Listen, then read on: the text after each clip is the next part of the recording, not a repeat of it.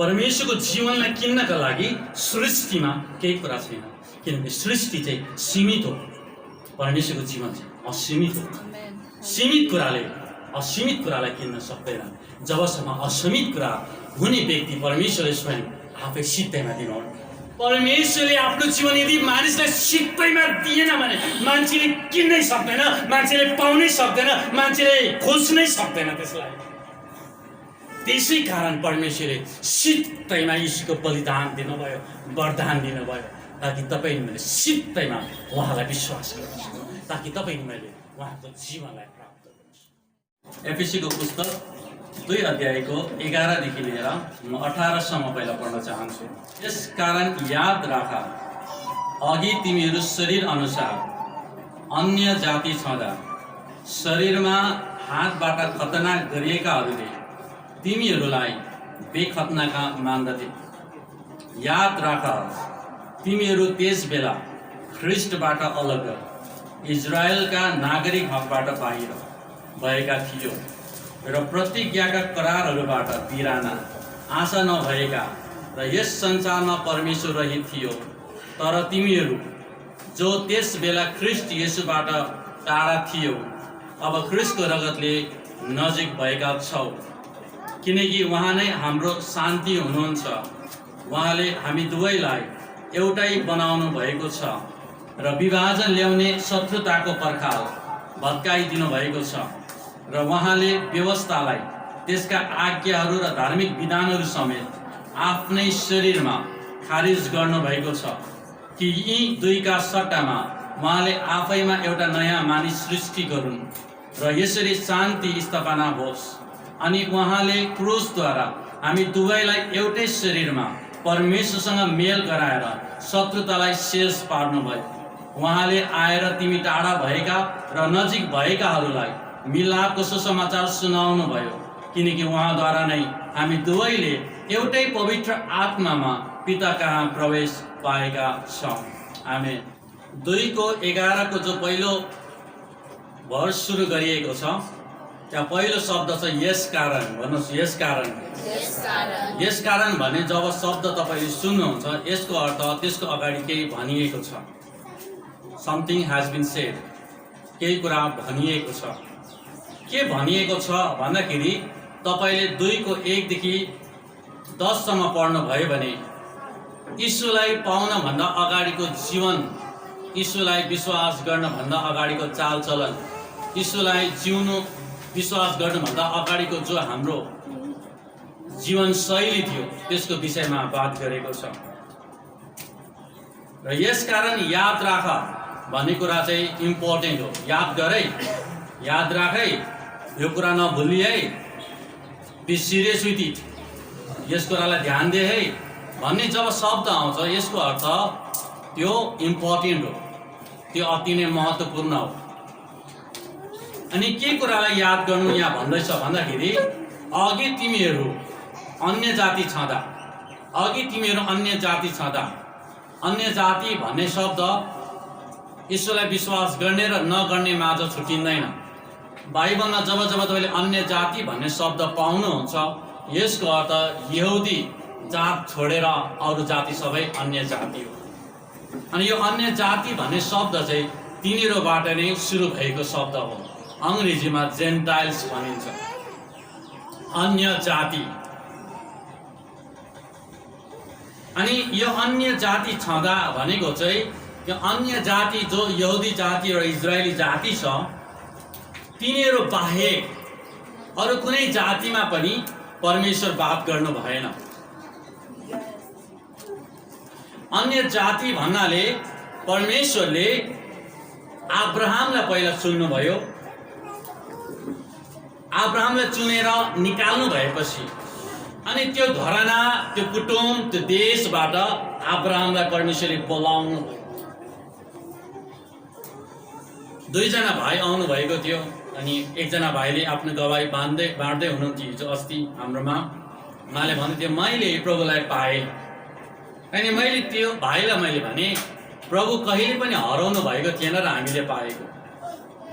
हराएका चाहिँ हामी थियौँ, तर हामी यसरी भन्न सक्छौँ परमेश्वरले मलाई चुन्नु भयो। परमेश्वरले मलाई आफ्नो सन्तान बनाउनु भयो। परमेश्वरले आफ्नो बलिदानद्वारा मेरो पापलाई क्षमा गरेर आफ्नो राज्यमा मलाई गाप्नु भयो। परमेश्वरले मलाई संसारदेखि अलग्याउनु भयो। परमेश्वरले मलाई उहाँको प्रिय बनाउनु भयो। मैले परमेश्वरलाई प्रिय बनाएको होइन। मानिस जातिलाई थाहा पनि थिएन कि हामीलाई मुक्तिदाताको जरुरत छ। रोमी 5:8 र 9 पद पढौँ। तर परमेश्वरले हाम्रा निम्ति उहाँको प्रेम यसैमा देखाउनुहुन्छ कि हामी पापी छँदै, भन्नुहोस् पापी छँदै, ख्रीष्ट हाम्रो निम्ति मर्नुभयो। तपाईँ धर्मी हुँदा होइन, तपाईँले परमेश्वरलाई खोज्दा होइन, तपाईँ पापमा डुबेको बेला, तपाईँको कुनै उद्देश्य नभएको बेला, तपाईँ पापी नै छँदा ख्रीष्ट यीशुले तपाईँलाई प्रेम गर्नुभयो। परमेश्वरले संसारलाई यस्तो प्रेम गर्नुभयो कि उहाँले आफ्ना एकलौते पुत्र येशूलाई दिनुभयो ताकि उहाँमाथि विश्वास गर्ने कोही पनि नाश नहोस् तर त्यसले अनन्त जीवन पाओस्। बाइबलमा स्पष्ट लेखिएको छ, तपाईँ चर्च आउँदा अनन्त जीवन पाउनुहुन्न। तपाईँ चर्चमा आएर बस्दैमा तपाईँ अनन्त जीवन पाएको व्यक्ति हो भन्ने प्रमाणित हुँदैन। तपाईँ बाइबल बोकेर हिँड्दैमा तपाईँलाई सबले, तपाईँको गाउँले, समाजले, परिवारले, सन्तानले तपाईँलाई चिन्ने, सबैले तपाईँलाई इसाई हो भनेर चिन्दैमा तपाईँमा अनन्त जीवन हुँदैन। तपाईँ अनि ममा अनन्त जीवन चाहिँ जब एउटा व्यक्तिले आफ्नो हृदयबाट येशूलाई मेरो प्रभु, मेरो मुक्तिदाता, मेरो पापको लागि मर्नुभयो, मेरो लागि उहाँ गाडिनु भयो, 3 दिन 3 रातपछि बौरी उठ्नु भयो भनेर जसले आफ्नो जीवनमा उहाँलाई प्रभु मानेर आफ्नो जीवनमा उहाँलाई स्वीकार्छ, ग्रहण गर्छ, त्यो व्यक्तिको उद्धार हुन्छ। आज तपाईँलाई म यो प्रश्न गर्न चाहन्छु, के तपाईँ पक्का अहिले यो समयमा आफ्नो सास शरीरबाट निस्क्यो भने निश्चय के परमेश्वरको सिंहासनको अगाडि तपाईँ भेटिनुहुन्छ? स्वर्गमा परमेश्वरको सिंहासनको अगाडि जब तपाईँ मर्नुहुन्छ, शरीरबाट जब तपाईँको सास निस्किन्छ, के तपाईँ निश्चित हुनुहुन्छ कि तपाईँ परमेश्वरको सिंहासनको अगाडि पुग्नुहुन्छ?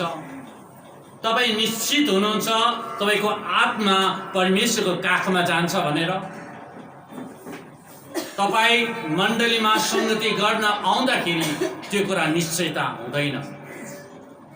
तपाईँले बाइबल बोक्दैमा तपाईँको त्यो निश्चयता हुँदैन। यसै कारण एफिसी 2 अध्यायमा चाहिँ 1 अध्यायमा हामीले पढ्यौँ कि परमेश्वरले आफ्नो पुत्रलाई बलिदान दिनुभयो। एफिसी 1:7 पद, उहाँको अपार अनुग्रह अनुसार ख्रीष्टको रगतद्वारा हामी उहाँमा उद्धार, हाम्रो पापको क्षमा पाउँछौँ। हाम्रो उद्धार, हाम्रो पापको क्षमा येशूको बलिदान र उहाँको रगतले पाउँछौँ। अर्थात् तपाईँ नि मेरो जीवनको लागि यो पृथ्वीमा बसुन्जेल सबैभन्दा मूल्यवान कुरा, सबैभन्दा महँगो कुरा, सबैभन्दा शक्तिशाली कुरा, सबैभन्दा जीवनको सबैभन्दा ठुलो उपयोगी कुरा र सबैभन्दा बेसी बचाउनु पर्ने कुरा चाहिँ पैसा, रुपियाँ, धन, सम्पत्ति, सम्बन्ध होइन। सबैभन्दा बेसी तपाईँ नि मैले यो संसारमा जोगाउनु पर्ने चाहिँ प्रभु येशूमाथिको विश्वास। प्रभु येशूमाथिको विश्वासलाई चाहिँ हामीले जोगाउनु पर्ने हुन्छ। जब तपाईँ येशूलाई साँचो मुक्तिदाता र मेरो जीवनको लागि उहाँ मर्नुभयो भनेर जब तपाईँले ग्रहण गर्नुहुन्छ, हृदयमा उहाँले तपाईँले आफ्नो जीवनको प्रभु मान्नुहुन्छ, तपाईँको जीवनमा उद्धार आउने बित्तिकै सुधार सुरु हुन्छ। उद्धार आउने बित्तिकै, जीवन आउने बित्तिकै तपाईँ नि ममा सुधार सुरु हुन्छ। यदि हाम्रो जीवनमा सुधार सुरु भएको छैन भने चाहिँ तपाईँ नि मेरो उद्धार चाहिँ प्रश्न चिन्हमा खडा हुन्छ। तपाईँ नि मैले चिनेको येशू चाहिँ प्रश्न चिन्हमा खडा हुन्छ। जक्कयसको जीवनमा जब येशूले उहाँलाई बोलाउनु भयो, जक्कयस आइज, म तेरो घरमा जान्छु आज। अनि ऊ तुरन्तै खुसीको साथमा रोगबाट घर आउँछ अनि उसले येशूलाई आफ्नो घरमा स्वागत गर्छ। अनि त्यहाँ जक्कयसले यसरी भन्दैन, अब म अझै पैसा जम्मा गर्छु, म अझै लुट्छु, म अझै यिनीहरूको म के गर्छु, यिनीहरूको सम्पत्तिलाई म जम्मा गर्छु भनेन। जक्कयसले यसरी भने, मैले यदि कसैको अन्याय गरेर कसैको 1 रुपियाँ ल्याएको छु भने म त्यसलाई 4 रुपियाँ फर्काइदिन्छु। अनि येशू प्रभुले त्यस पश्चात येशू प्रभुले त्यो घरलाई भन्नुहुन्छ, त्यो घरानालाई भन्नुहुन्छ, त्यहाँ भएको मानिसलाई भन्नुहुन्छ, आज यस घरमा के आएको छ? उद्धार आएको छ। मेरो जीवनमा उद्धार आयो, तपाईँ नि मेरो जीवनमा परमेश्वरसित हाम्रो सम्बन्ध भयो, हामी परमेश्वरका सन्तान भयो भन्ने कुराको परिचय चाहिँ तपाईँ नि मेरो जीवनको सुधारले बताउँछ, तपाईँ नि मेरो जीवनको परिवर्तनले बताउँछ। पहिला हामी जे बोल्थ्यौँ अहिले हामी त्यो बोल्दैनौँ, पहिला जब हामी जे हेर्थ्यौँ अब हामी त्यो हेर्दैनौँ, पहिला हामी जे सोच्थ्यौँ अब हामी त्यो सोच्दैनौँ, पहिला हामी जहाँ जान्थ्यौँ अब हामी त्यहाँ जाँदैनौँ, पहिला हामी जे खान्थ्यौँ अब हामी त्यो खाँदैनौँ, अब जब हामी पहिला जहाँ बस्थ्यौँ अब त्यहाँ हामी बस्दैनौँ। किनभने तपाईँ नि मेरो जीवनमा येशूको बलिदान चाहिँ महत्त्वपूर्ण छ, तपाईँ नि मेरो जीवनमा येशू चाहिँ अति नै मूल्यवान छ। यसलाई अन्तसम्म हामीले थाम्न पर्छ। आज तपाईँले येशू प्रभुलाई कहिले विश्वास गर्नुभयो, कसरी विश्वास गर्नुभयो, किन विश्वास गर्नुभयो, तपाईँको त्यो समयमा तपाईँले उहाँमा विश्वास गरेको धरातल जग कस्तो छ?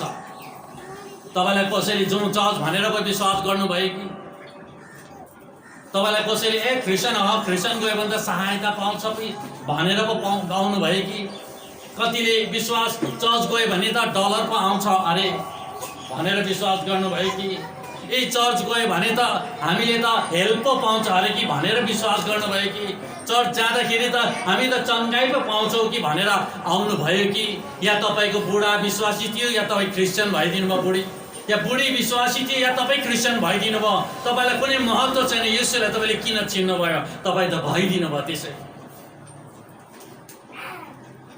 या तपाईँ इसाई घरानामा जन्मिनु भयो यसै कारण तपाईँ क्रिस्चियन हुनुभयो कि जन्मँदा आमा बाउ चर्च जान्थे यसै कारण म पनि चर्च जान थालेँ। इसाई जीवन कुनै धर्म होइन जसलाई हामी पछ्याउँछौँ, इसाई जीवन चाहिँ सम्बन्ध हो जसमा हामी जिउँछौँ। कृषिको यो खण्डलाई मैले किन लिएँ भन्दाखेरि यो खण्ड चाहिँ हाम्रो विगतको अवस्थाको कुरा छ। यसकारण याद राख, अघि तिमीहरू शरीर अनुसार अन्य जाति छाँदा, अब शरीर अनुसार अन्य जाति छाउनु भनेको चाहिँ यहुदी जाति इजरायली जातिलाई परमेश्वरले अलग्याउनु भयो, अब्राहमलाई चुन्नुभयो, अब्राहमको एकजना छोरा भए इजाक, इस्माइलको कुरा नगरेर इजाक भए, इजाकको 2 जना छोरा भए याकुब र एसोब, याकुबको 12 जना छोराछोरी भए अनि 12 जना छोराछोरीलाई 12 वटा कुल बनाइदिए, 12 वटा छोराछोरीको नामलाई 12 वटा कुल बनाइदिए। 12 वटा कुल मध्ये चाहिँ एउटा छोराको नाम चाहिँ यहुदा थियो। अनि याकुब जो इजाकको छोरा याकुब थियो, परमेश्वरले याकुबको नाम बदलाइदिनु भयो। याकुब भनेको चाहिँ छल गर्ने व्यक्ति, डिसिभर भनेको, उसले आफ्नै दाजुलाई छल गरेको छ। तर परमेश्वरसँग जब उसको जम्का भेट हुन्छ परमेश्वरले उसको नाम बदलाउनुहुन्छ। तेरो नाम अबदेखि उसो याकुब होइन, तेरो नाम अबदेखि उसो इजरायल हुनेछ। याकुब, जब याकुबको परमेश्वरसँग जम्का भेट भयो, एउटा छल गर्ने व्यक्ति चाहिँ इजरायल एउटा राष्ट्रको रूपमा परिवर्तन भयो। जब तपाईँ नि मेरो जीवन परमेश्वरसँग जब जम्का भेट हुन्छ, तपाईँ छली हुनुहुन्छ भने अब तपाईँ छलीदेखि इमान्दारी हुनुहुन्छ। तपाईँ पहिला चोरी गर्ने व्यक्ति थियो भने अहिले तपाईँ दानी हुनुहुन्छ, अर्कालाई दिने व्यक्ति बनिनुहुन्छ। पहिला तपाईँ अर्काको विरोध गर्ने व्यक्ति थियो भने तपाईँले अब ईश्वरले दिएको शिक्षा अनुसार शत्रुलाई पनि माया गर्ने व्यक्ति बनिनुहुन्छ। याकुबले परमेश्वरसँग आफ्नो भेट गरे, उसको नाम याकुब थियो, छल गर्ने व्यक्ति थियो। जब उसले परमेश्वरसँगको जम्का भेट हुन्छ उसको जीवन परिवर्तन हुन्छ, उस छल गर्ने व्यक्ति थियो, उसको नाम परिवर्तन हुन्छ इजरायल। अनि त्यही इजरायल नाममा परमेश्वरले कनान देशलाई, आजको देश इजरायल देशलाई हामी चिन्छौँ। इजरायलबाट जन्मेको 12 जना छोराको कुल, 1 जना छोराको नाम यहुदा थियो। त्यो यहुदा कुलबाट येशू जन्मिनु भयो, त्यो यहुदा भन्ने कुलबाट येशू जन्मिनु भयो। जब तपाईँ नि मेरो परमेश्वरसँग जम्का भेट हुन्छ तब यो बाटो हिँड्दै गरेको व्यक्ति यो बाटो हिँड्न थाल्नुहुन्छ। मोसाको जीवनमा प्रस्थान 3 अध्यायमा पढ्नुहोस्।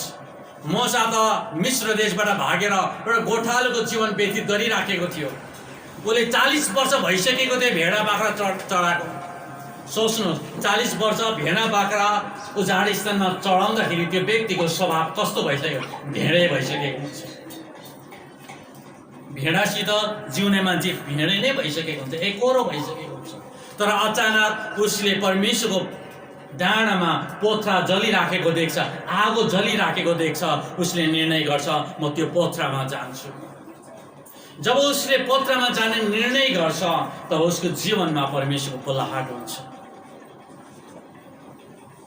आज हामी सबैजनालाई परमेश्वरले बोलाउनु भयो, यो जग्गामा राख्नु भएको छ। जब परमेश्वरलाई खोज्ने र उहाँको मुहारलाई हेर्ने चाहना गर्छ, परमेश्वरले तपाईँले गर्नुपर्ने काम बताउनुहुन्छ। तपाईँ प्रत्येकको जीवनको लागि परमेश्वरको राज्यमा काम गर्ने योजनाहरू छ, तर आज तपाईँले मेरो जीवनमा परमेश्वरको योजना किन निक्लिँदैन? किनभने हामी आफ्नै व्यस्ततामा व्यस्त छौँ। जब मोसाले जलिराखेको पोथ्रामा उसको जीवनको भेटघाट परमेश्वरसँग हुन्छ, उसले भेडा चढाउँदै गरेको मान्छे परमेश्वरले फेरि उसलाई मिश्रमा गएर त्यो अर्काको देशमा इजरायली जातिहरू दासत्वमा परेकालाई छुटकारा गराउनुहुन्छ। जब म तपाईँलाई यो भन्छ, जब तपाईँले साँचो परमेश्वरलाई भेट्नुहुन्छ, तपाईँको जीवन मात्रै बदलिँदैन, तपाईँको कारणले अरूको मान्छेलाई पनि बदलाउनलाई परमेश्वरले तपाईँलाई प्रयोग गर्न सुरु गर्नुहुन्छ।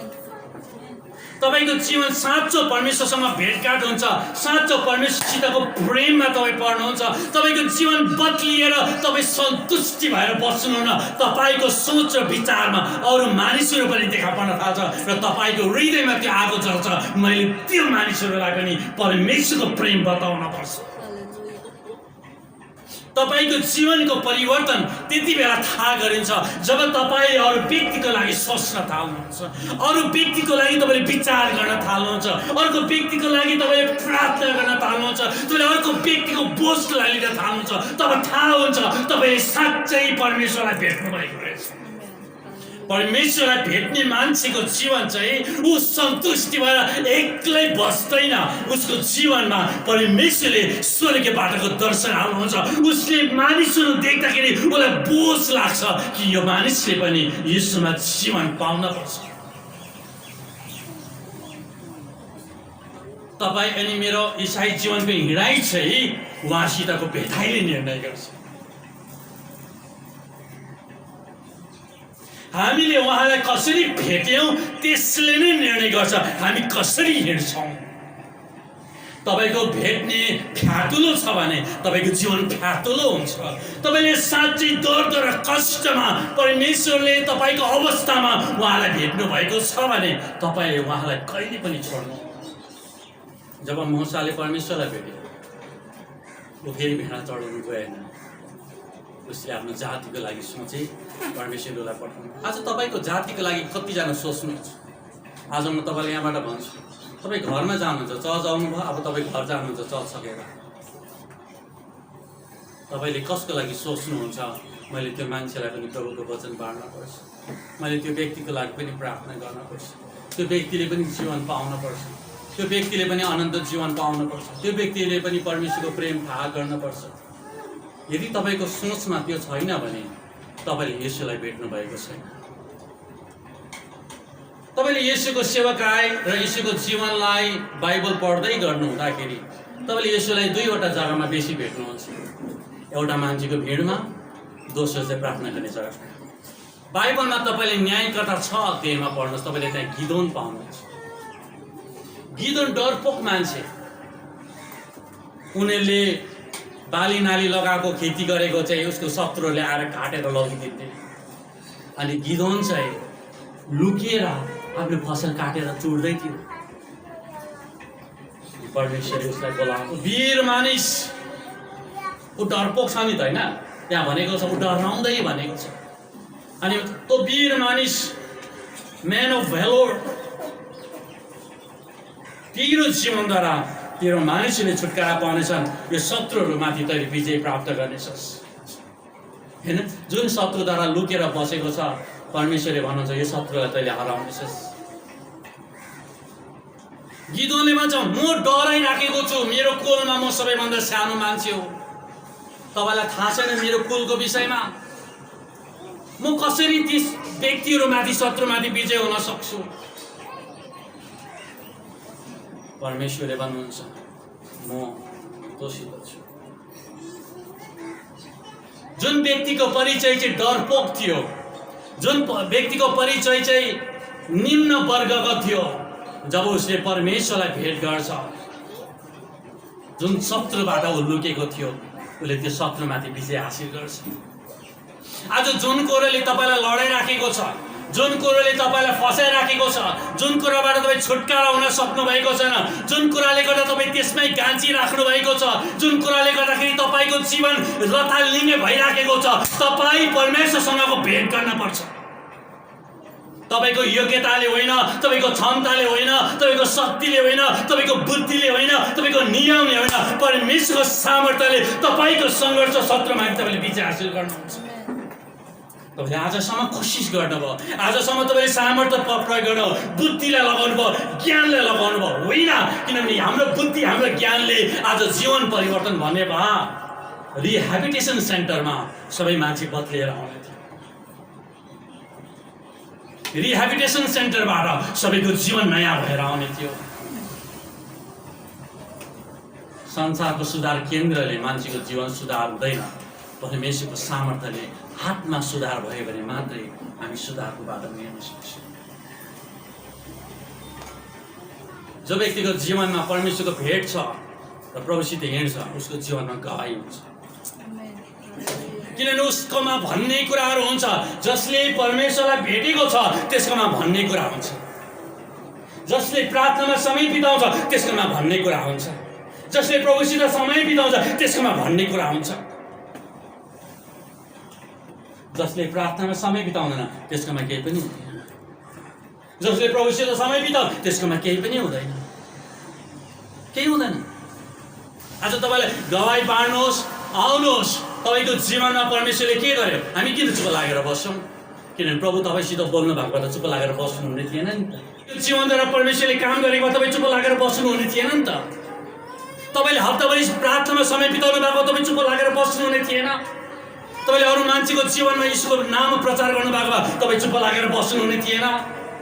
किन तपाईँ आज चुप लागेर बस्नुहुन्छ? किनभने तपाईँले परमेश्वरबाट आवाज पाउनु भएन, किनभने तपाईँ परमेश्वरको उपस्थितिमा समय बिताउनु भएन। That's why you don't have any testimony.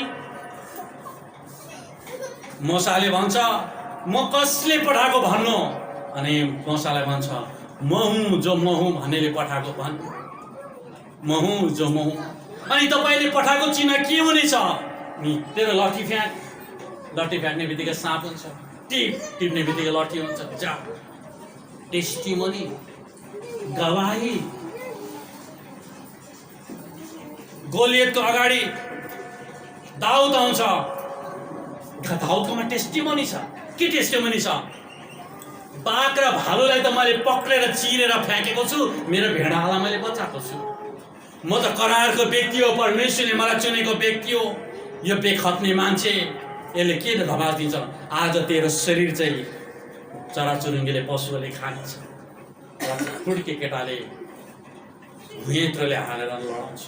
उसले भन्छ म परमेश्वरको नाउँमा आउँछु, परमेश्वरको नाउँमा आउँछु। तपाईँलाई विश्वासी भन्छ, तपाईँले म इसाई हुँ भन्छ, म चर्च जाने व्यक्ति भन्छ, र तपाईँको जीवनमा चाहिँ प्रार्थना छैन भने you are not a believer. A believer always spend his time with his God. एउटा विश्वासीले विश्वास गरेको परमेश्वरसित समय बिताउँछ। हाम्रो स्थिति कस्तो थियो? यहाँ पढौँ। शरीरमा हातबाट खतना गरेकाहरूले भनेको चाहिँ इजरायली जाति, यहुदी जाति खतना गरेको, उनीहरूको शरीरको एउटा गुप्त अङ्गको केही भाग काट्न पर्छ, त्यहाँ रगत बग्छ। करार जहिले पनि रगतमा आउँछ। अनि परमेश्वरले इजरायली जातिहरूलाई खतना गर्ने करार दिनुभयो। अब तिमीहरू चाहिँ संसारको मानिस होइन, तिमीहरू मेरो जाति हो, तिमीहरू मेरो प्रजा हो। संसारको सबै मान्छेलाई परमेश्वरले मेरो जाति र मेरो प्रजा भन्नु भएन। अनि यहाँ भन्दछ हामी बेखत्ने, हामी मानिसहरू, हाम्रो खतना थिएन, करार हामीसित थिएन। 12ले भन्छ याद राख तिमीहरू त्यस बेला ख्रिस्टबाट अलग, हामीले येशूलाई चिनेकै थिएन। इजरायलका नागरिक हकबाट बाहिर, हामी इजरायलका 12 कुलहरूबाट हामी आएका मानिसहरू होइनौँ। प्रतिज्ञाका करारहरूबाट बिराना परमेश्वरले प्रतिज्ञा हामीलाई दिनुभएको होइन, इजरायली जातिलाई दिनुभएको हो। आशा नभएका हामीले ईश्वर त पुज्ने खोज्ने काम गरिराखेका थियौँ, तर ईश्वर हामीले पाएका थिएनौँ र यस संसारमा परमेश्वर रहित थियौँ। परमेश्वर त पुज्दै थियौँ, तर हामीमा परमेश्वरसितको भेट थिए। तर भन्नुहोस्, तर तिमीहरू जो त्यस बेला ख्रिस्ट येशूदेखि टाढा थियौ, अब ख्रिस्टको रगतले तिमीलाई नजिक बनाएको छ। अब कुन कुराले हामीलाई परमेश्वरसँग नजिक बनाएको छ? हामीमा बिराना थियो, हामीमा आशा थिएन, हामी परमेश्वर रहित थियौँ, हामीमा परमेश्वरले हामीसित प्रतिज्ञा गर्नुभएको थिएन, हामी खतनाको मानिसहरू थिएनौँ। तर ख्रिस्टको बलिदानमा जसले विश्वास गर्छ तिनीहरू परमेश्वरको सन्तान हुन्छ। हाम्रो कर्मले होइन, हाम्रो धर्मले होइन, हाम्रो योग्यताले होइन, हाम्रो शक्तिले होइन, हाम्रो सम्पत्तिले होइन, तर ख्रिस्टको बलिदानमाथि विश्वास गर्दाखेरि हामी परमेश्वरको सन्तान बनिन्छ। सिद्धैमा भन्नु, सिद्धैमा। रोमी 6:23 पद कसरी पढ्नुहोस्? किनकि पापको ज्याला मृत्यु हो, तर परमेश्वरको सिद्धैको वरदान ख्रिस्ट येशू हाम्रा प्रभुमा अनन्त जीवन हो। धनी बाउले आफ्नो छोरालाई भन्छ पैसा कमाएर ले, कहिले पैसा कमाएको छैन, फुपूको घर जान्छ, फुपू मलाई त बाउले काम गर्नु पठाए, म त काम आउँदैन, मलाई अलिकति पैसा दिनुहोस्। पैसा लिएर जान्छ फुपूकोबाट, बाउलाई भन्छ बाउ मैले पैसा कमाएर ल्याएँ। बाउले भन्छ ऊ अगाडिको कुवामा फ्याँकिदिए, उसले गएर फ्याँक्छ। भोलिको दिन आउँछ, फेरि भन्छ बाउले जा पैसा कमाएर ल्याए। मामाको घर जान्छ, मामा मलाई पैसा दिनुहोस् न, मलाई पैसा कमाएर ल्याउनु भनेको छ, म त पैसा कमाएको छुइनँ अहिलेसम्म। मामाको घरबाट पैसा कमाएर लान्छ। बाउले भन्छ जा समुद्रमा फ्याँक, कुवामा फ्याँक्छ। 1 दिन 2 दिन 3 दिन 4 दिन सबै माग्ने जग्गा सिद्धियो। बाउले भन्छ जा पैसा कमाएर ल्याए, अब माग्ने जग्गा छैन, अब चाहिँ साँच्चै काम गर्नुपर्ने हुन्छ। अनि जान्छ, उसले दुःख गर्छ, त्यो दिन उसले कमाउनै पर्ने हुन्छ, दुःख गर्छ, मेहनत र परिश्रम गर्छ। अनि बाउले बाउ बाहिर निस्किरहेको छ, हालत त नाजुक छ यसको, लुगा मैला छ, अनुहार काल्दैछ। बाउ मैले पैसा कमाएर ल्याएँ, जातमा माल हाल्दिनँ बुवा, कुवामा म हाल्दिनँ, आज मैले आफै मेहनत गरेको छु, मलाई थाहा भयो यसको मूल्य के रहेछ। अनि बाउले भन्छ आज चाहिँ तैँले साँच्चै काम गरेर आएको छस्। जब सित्तैमा हामी प्रभुको बलिदान तिम्रो लागि हो, तिम्रो अनन्त जीवन हो, तिमीले विश्वास गर। बरु यसरी भन्नु, तिमी 5 लाख खर्च गर, इजरायल छौ, तिम्रो उद्धार हुन्छ। मान्छे जान्छ बरु। तिमी घरमा ठुलो भोज राख, तिम्रो उद्धार हुन्छ भन्नुहोस्, मान्छेले ठुलो भोज राख्छ। गरिबलाई दान दक्षिणा देऊ, ठुल्ठुलो भवन बनाइदेऊ टुराटुरीको लागि, मान्छेले बनाउँछ, मान्छेले उद्धार पाउँछ भने पाप क्षमाउँछ। तिमी त साँच्चै डुब्की मारेर आऊ, मान्छे जान्छ ऋण पान गरेर डुब्की मारेर आउँछ। तर तिमी जहाँ छौ प्रभु यीशुले तिम्रो लागि बलिदान दिनुभएको छ, यदि त्यो बलिदानमाथि विश्वास गर्यो भने तिम्रो उद्धार हुन्छ, पापको क्षमा हुन्छ। मान्दैन। किन? मान्छेलाई जहिले पनि मेहनत परिश्रम मूल्य चुकाएर किनेको मात्रै उसलाई के लाग्छ? मूल्य लाग्छ। आज तपाईँले यसुलाई चाहिँ 1 लाख रुपियाँ दिएर तिर्नु परेको भए तपाईँको हालत कस्तो हुन्छ? तपाईँले छोड्नुहुन्थ्यो यसुलाई? किनभने परमेश्वरको जीवनलाई चाहिँ किन्नको लागि सृष्टिमा केही कुरा छैन। परमेश्वरको जीवनलाई किन्नका लागि सृष्टिमा केही कुरा छैन, किनभने सृष्टि चाहिँ सीमित हो, परमेश्वरको जीवन चाहिँ असीमित हो। असीमित कुरालाई किन्न सक्दैन। जबसम्म असीमित कुरा हुने व्यक्ति परमेश्वरले स्वयं आफै सित्तैमा दिनुहुन्न। हालेलुया। परमेश्वरले आफ्नो जीवन यदि मानिसलाई सित्तैमा दिएन भने मान्छेले किन्नै सक्दैन, मान्छेले पाउनै सक्दैन, मान्छेले खोज्नै सक्दैन त्यसलाई। त्यसै कारण परमेश्वरले सित्तैमा यीशुको बलिदान दिनुभयो, वरदान दिनुभयो, ताकि तपाईँ मैले सित्तैमा उहाँलाई विश्वास गर्न सकौँ, ताकि तपाईँ मैले उहाँको जीवनलाई प्राप्त गर्न सकौँ। तपाईँ मेरो लागि सित्तैमा हो, तर ख्रिस्टको बलिदान चाहिँ सित्तैमा होइन। उहाँले दर्दनाक कष्टदायी स्थितिबाट भएर जानुभयो। 39 कोरा उहाँको ढाडमा हिर्काइयो अनि उहाँको ढाडमा एक ताले यसरी चमडा हिर्काएर निकाल्दाखेरि चाहिँ याद छ मासुको चोप्टा निक्लेर आउँथ्यो। तपाईँ मेरो पाप, तपाईँ मेरो श्राप चाहिँ तपाईँ मैले सोचेको जस्तो हलुका छैन। जब जब तपाईँले ख्रिस्टको बलिदान हेर्नुहुन्छ तब तब तपाईँले बुझ्नुपर्छ मेरो पापको नतिजा हो। अनि तपाईँले क्रुसमा यसोलाई लट्केको देख्नु त्यो साधारण यशायाको किताब 53 अध्याय पढ्नुहोस्, त्यहाँ भन्छ येशूको बलिदान जुन क्रुसमा झुन्डेको थियो नि, मान्छेले हेर्न सक्दैन, यति साह्रो दर्दनाक अवस्था।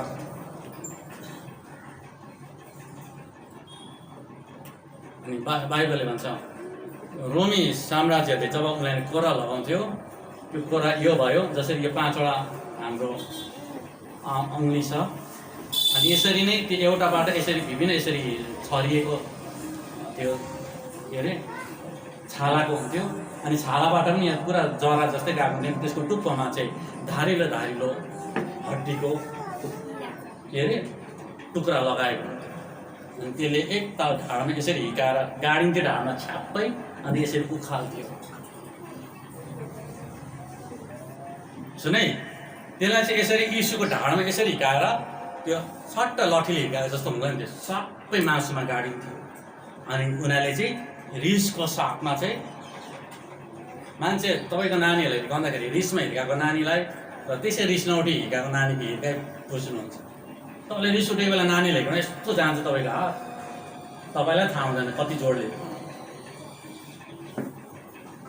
अनि उनीहरूले यसोलाई चाहिँ त्यो रिसले चाहिँ जति गाडिन सक्छ त्यति गाडो छ भने चाहिँ छ्याम्मै ढाडमा हिर्काउँदा चाहिँ छ्याप्पै गाडेर चाहिँ फुत्तै तान्दाखेरि चाहिँ यीशुको ढाडबाट चाहिँ मासुका चोप्टाहरू निस्किँदथ्यो। बाइबलले भन्छ भजन सङ्गीत 129 मानिसहरूले यीशुको ढाडमा ड्याङ बनाए भनेको छ। ड्याङ भनेको बुझ्नुहुन्छ नि, बारीमा ड्याङ बनाउँछ नि, अनि हल रेखा कोरे भनेको छ। अनि कतिपल्ट 39 पल्ट चाहिँ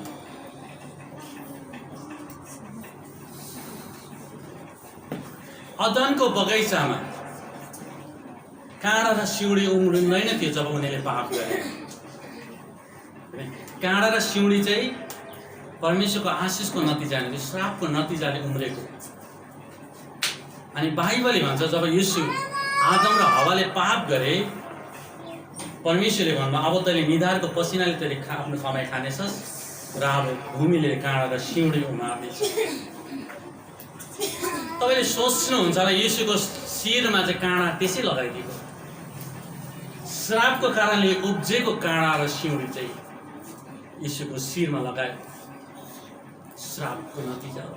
अनि यीशुको शिरमा लगाएको काँडा चाहिँ गुलाबको फुलको काँडा होइन, त्यो चाहिँ जङ्गली यति लामो लामो काँडा हो। अनि त्यो काँडा चाहिँ यसरी राख्दाखेरि भित्र पस्दैन, अनि अगाडि राखेर चाहिँ उनीहरूले आफ्नो डन्ठाले चाहिँ यसरी यीशुको शिरमा चाहिँ यसरी त्यो काँडा खाँदेको। परमेश्वरले सितैमा दिनुभयो, तर परमेश्वरले सितैमा प्रबन्ध गर्नुभएको चाहिँ होइन। त्यो चाहिँ तपाईँ मेरो पापको मूल्य हो। जब जब यीशुको बलिदानलाई हेर्नुहुन्छ नि तब तब तपाईँले बुझ्नुपर्छ यो चाहिँ मेरो पापको नतिजा, यो मेरो पापको नतिजा। अनि ख्रिस्टको बलिदान चाहिँ पापको नतिजा हो, तर तपाईँले म पापमा जिउनलाई उहाँले त्यो नतिजा भोग्नु भएको होइन, ताकि तपाईँ म परमेश्वरको जीवन जिउन सकोस् भनेर। That we may live in life. रोमी 5:17 भन्छ ख्रिस्टमा जिउनेहरूले आफ्नो जीवनमा राज्य गर्छन्, they will reign in life भनेको छ। जीवनमा राज्य गर्छन्। जब कोही व्यक्ति तपाईँको घरमा प्रवेश गर्छ, त्यो व्यक्तिले यीशुको जीवन तपाईँको परिवारमा भेटाउनुपर्छ, तपाईँको जीवनबाट यीशुको आशिषलाई भेटाउनुपर्छ। केही गर्नु नसक्ने त्यो व्यक्तिको लागि म प्रार्थना गरिदिन्छु भन्नु सक्नु पर्यो। तब किनकि उहाँले हाम्रो शान्ति हुनुहुन्छ, उहाँले हामी दुवैलाई एउटै बनाउनु भएको छ। दुवैलाई एउटै बनाउनु भनेको चाहिँ अब न त यहुदी र इजरायल न अन्य जाति, अब ख्रिस्ट यीशुमा विश्वास गर्ने मान्छे एउटै हुन्छ। न इजरायल न यहुदी न अन्य जाति जसले येशूको बलिदानलाई विश्वास गर्छ तिनीहरू परमेश्वरका सन्तान हुन्, तिनीहरू परमेश्वरको प्रजा हुन्, तिनीहरू परमेश्वरको जाति हुन्। अब यहुदीको कुनै मूल्य छैन, अब अन्य जातिको कुनै मूल्य छैन। अनि यहाँ माथि पढ्दै जानुभयो भने पाउनुहुन्छ र विभाजन ल्याउने शत्रुताको पर्खाल भत्काइदिनु भएको छ। उहाँले व्यवस्थाले त्यसका आज्ञाहरू र धार्मिक विधानहरू समेत आफ्नै शरीरमा खारिज गर्नुभएको छ। विधि विधान यो सबै कुरामा जाँदिनँ, विधि विधान जति पनि नियम कानुन थियो सबै उहाँको शरीरमा खारिज गर्नुभएको छ। अब नियम विधि विधान कानुन होइन, अब ख्रिस्ट येशू नै सबै कुरा हुनुहुन्छ। ईश्वर पाउनलाई विधि होइन, नियम होइन, कानुन होइन, ईश्वरलाई प्राप्ति गर्नलाई ख्रिस्टको बलिदानमा विश्वास चाहिन्छ। किनभने हाम्रो योग्यताले परमेश्वरको योग्यतालाई किन्न सक्दैन जबसम्म उहाँले सिधैमा दिनुहुन्न। अनि सिधैमा दिएको कुरालाई चाहिँ तपाईँले उपहार भन्नुपर्छ। अनि उपहारलाई चाहिँ मान्छेले जबरजस्ती दिँदैन। देखिन उपहारलाई जबरजस्ती लिन उपहार लिन, यो गिफ्ट तेरो लागि लिन लिन लिन लिन लिन, यो उपहार तेरो लागि, गिफ्ट तेरो लागि लिन, यो गिफ्ट लिन भन्छ, भन्दैन। उपहार दिने मान्छेले खुसी साथ दिन्छ, उपहार दिनेले आफ्नो हात के गर्छ? थ्याङ्क यू के भन्छ? Thank you very much. उपहार दिने व्यक्तिले मूल्य तिरेको छ, उपहार लिने व्यक्तिले मूल्य तिरेको छ, तर उसले आफै आफ्नो हात बढाएर भन्छ थ्याङ्क यू। आज तपाईँले मैले के भन्नुपर्छ? परमेश्वरले तपाईँले मेरो लागि उपहार दिनुभयो, अनन्त जीवन, पापको क्षमा, परमेश्वरको सन्तान हुने, उहाँको जीवनमा जिउने उपहार दिनुभयो। त्यसलाई तपाईँले मैले भन्नुपर्छ प्रभु येशू पिता तपाईँलाई म धन्यवाद दिन्छु। आज म तपाईँको उपहारलाई ग्रहण गर्छु। विश्वास साथ तपाईँले आफ्नो हातलाई बढाउनुपर्छ र भन्नुपर्छ आजको दिन मेरो जीवनमा येशू तपाईँलाई म रिसिभ गर्छु, ग्रहण गर्छु। मी उपहारलाई पैसा दिएर किन्दैनौँ। यसरी भन्छ मन त पास्टर बाउ यो तपाईँलाई उपहार, यो बाइबल 300 रुपियाँ दिनुहोस् ल भन्, मिल्यो मिल्यो। पास्टर बाउ यो नि तपाईँको पास्टर नि आमालाई एउटा राम्रो कुर्ती ल्याइदिएको छु, लु 400 रुपियाँ मात्रै उपहार, मिल्यो मिल्दैन। आज परमेश्वरलाई तपाईँले मैले केही पनि दिन सक्दैनौँ। परमेश्वरले दिएको येशू प्रभुको बलिदानलाई तपाईँले मैले भन्नुपर्छ म पापी थिएँ, प्रभु धन्यवाद तपाईँले आफ्नो उपहार मलाई दिनुभयो, अनन्त जीवनको लागि, नयाँ मानुष्यताका लागि म येशू तपाईँलाई म ग्रहण गर्छु मेरो जीवनमा। Thank you Lord. Dear heavenly father, धन्यवाद पापको क्षमाको उपहारको लागि, धन्यवाद तपाईँले मलाई सन्तान बनाउनु भएको लागि, धन्यवाद तपाईँले आफ्नो जाति ठहराउनु भएको लागि, धन्यवाद संसारमा तपाईँले मलाई चुन्नु भएको लागि, धन्यवाद तपाईँले मलाई सित्तैमा म पापी छँदा तपाईँ मेरो लागि मर्नु भएको। Thank you lord. विश्वास साथ आफ्नो हातलाई बढाएर प्रभु म तपाईँ आज स्वीकार गर्छु। परमेश्वरको कुरालाई दिएर हामी किन्न सक्दैनौँ जबसम्म परमेश्वर आफैले सित्तैमा दिनुहुन्न। दोस्रो कोरिन्थी 5:17 कसै यसकारण कोही ख्रिस्टमा छ भने, यसकारण कोही एनिवान, नेपाली, बिहारी, मारवाडी, बङ्गाली, मुसलमान, मेचे, बोडो, आसामिस, त्यहाँ कुनै जातको, कुनै धर्मको, कुनै रङ रूपको, कुनै धनी गरिबको कुरा छैन। यहाँ एउटै छ, कोही भन्नुहोस्, कोही भनेपछि एनिवान, जो पनि। हालेलुया। संसारमा सबै जग्गा सबैजना हुँदैन, तर बाइबलले भन्छ कोही पनि। यसकारण कोही ख्रिस्टमा छ भने, येशूमा छ भने, यानि येशूलाई उसले ग्रहण गरेको छ भने, धन्यवाद साथले आफ्नो जीवनमा येशूलाई ग्रहण गरेको छ भने भन्दछ त्यो नयाँ सृष्टि हो, त्यो नयाँ सृष्टि हो, त्यो नयाँ सृष्टि हो। अनि मुनि भन्छ पुरानो बिति गएको छ, हेर नयाँ आएको छ। परमेश्वरको राज्यमा माथिबाट हेर्दाखेरि जात हेर्नु न, परमेश्वरले माथिबाट यहाँ हेर्दाखेरि यो व्यक्ति ख्रिस्टमा छ कि छैन त्यो मात्रै हेर्नुहुन्छ।